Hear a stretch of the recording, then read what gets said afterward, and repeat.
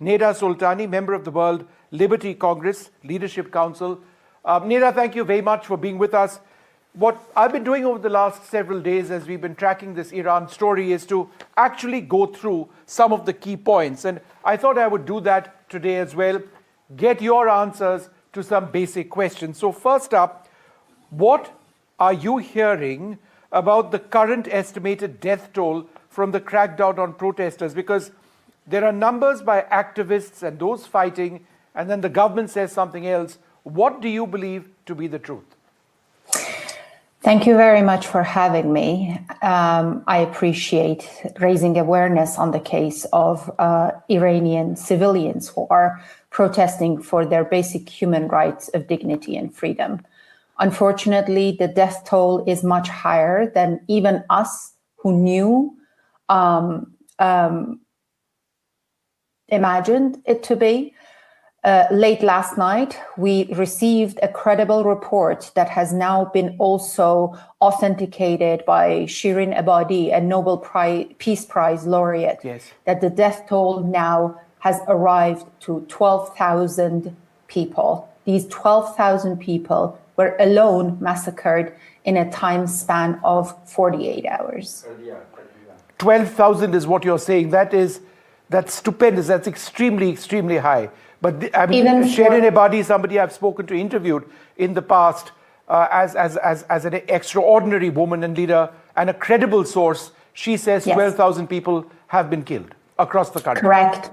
And she also says, and also Masih Alinejad, who's a very well-known human rights and women's rights advocate, has also confirmed that even for Iranian regime standards, for the Mullah regime standards, this number is unprecedented. Killing 12,000 civilians, unarmed civilians, in a time span of 48 hours. Okay. My next question to you, and we'll come back to that tragic news that you are sharing with us. How effective have the regime's measures, internet blackouts, curfews, shoot-to-kill orders, have these at all been successful in taking the crowds away? Or are people defying this still?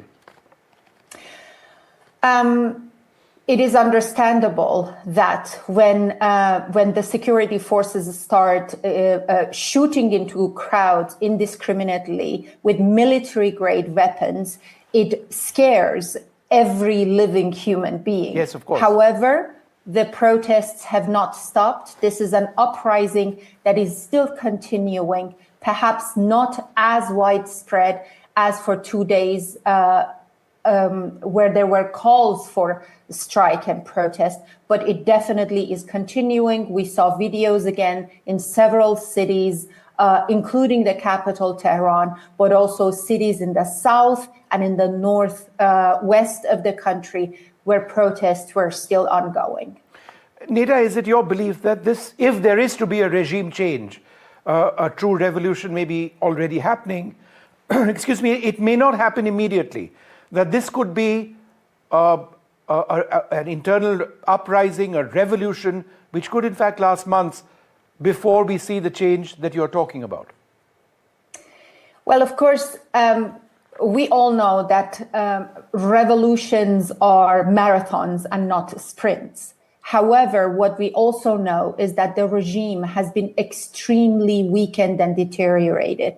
It has lost all its proxies in the region, that it spent years and years of the riches of the people of Iran on strengthening them. They are non-existent. And then during the last 12-day war, last June 2025, top military and IRGC personnel, the thinking heads of the regime's political and military organization have been eliminated. So the regime is also extremely weakened, and that can be the tipping point. Whether it happens tomorrow or whether it happens in a month or in a year is really something that I do not believe anybody can answer. Yep. And it very much depends on the protests in Iran.